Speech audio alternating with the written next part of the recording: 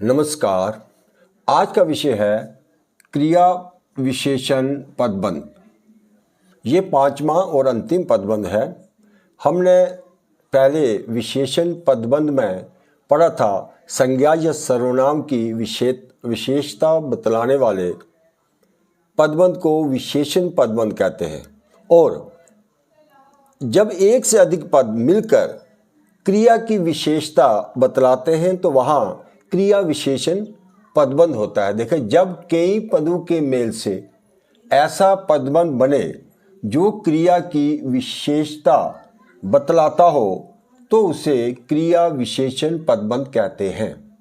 या फिर जब एक से अधिक पद मिलकर क्रिया विशेषण का कार्य करते हैं तो उसे क्रिया विशेषण पदबंध या अव्यय पदबंध कहते हैं। जैसे नरेश दांत पीसता हुआ आ रहा है। इस वाक्य में आ रहा है क्रियापद है और दांत पीसता हुआ रेखांकित पद है। इसमें एक से अधिक पद दांत पीसता हुआ मिलकर क्रिया की विशेषता बतला रहे हैं, इसलिए यहाँ क्रिया विशेषण पदबंध है।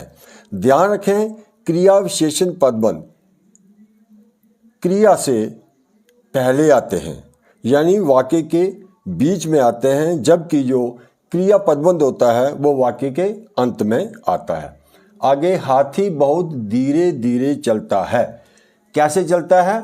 बहुत धीरे धीरे। उसके चलने की रीति का यहाँ हमें पता चलता है। और जो सारे पद जो हैं मिलकर उसके चलने की विशेषता बता रहे हैं, इसलिए यहाँ पे क्या है, ये क्रिया विशेषण पदबंध।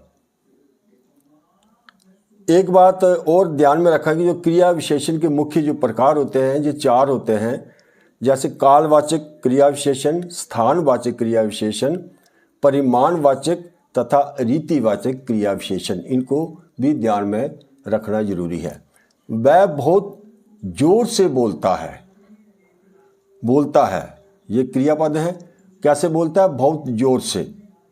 ये एक से ज़्यादा पद मिलकर इसके बोलने की विशेषता बतला रहे हैं, इसलिए यहाँ पर ये क्या है, क्रिया विशेषण पदबंध। यहाँ उसके बोलने की रीति का पता चलता है। आगे, हमारा खेत इस कोने से उस कोने तक फैला हुआ है। फैला हुआ है ये क्रियापद है और इस कोने से उस कोने तक, यहाँ तक ये रेखांकित है। और ये जो सारे हैं ये खेत के उसके फैलने की विशेषता बता रहे हैं, यानी क्योंकि स्थान की विशेषता यहाँ बताई जा रही है। स्थानवाचक क्रिया विशेषण है, तो यहाँ ये सारे पद मिलकर क्रिया की विशेषता बता रहे हैं, इसलिए यहाँ पे किया है ये क्रिया विशेषण पदबंध। क्रियापद बाद में आते हैं और क्रिया विशेषण जो है उससे पहले आते हैं। आगे, सभा आज 8 बजे से है ये क्रिया है और उससे पहले रेखांकित पद जो है आज 8 बजे से। यहाँ उसके सभा के होने की जो समय है, काल है, उसकी विशेषता बताई जा रही है, यानी ये कालवाचक विशेषण क्रिया विशेषण है।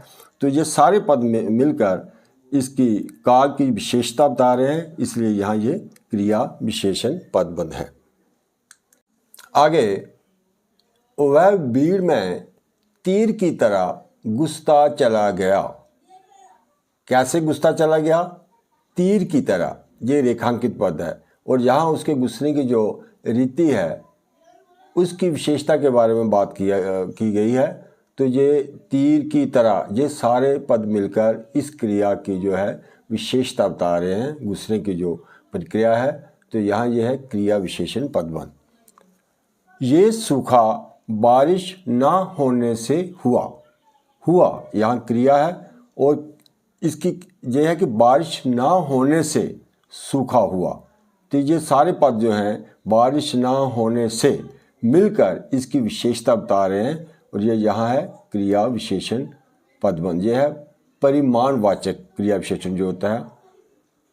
वह तेज दौड़ते दौड़ते थक गया। कैसे? तेज दौड़ते दौड़ते। इस क्रिया की यहाँ विशेषता बताई गई है कि वो तेज दौड़ते दौड़ते थक गया। यहाँ एक से अधिक पद मिलकर इसकी विशेषता बता रहे हैं, इसलिए यहाँ पे ये क्रिया विशेषण पदबंध है। मैं इस माह के अंत तक आ जाऊंगा।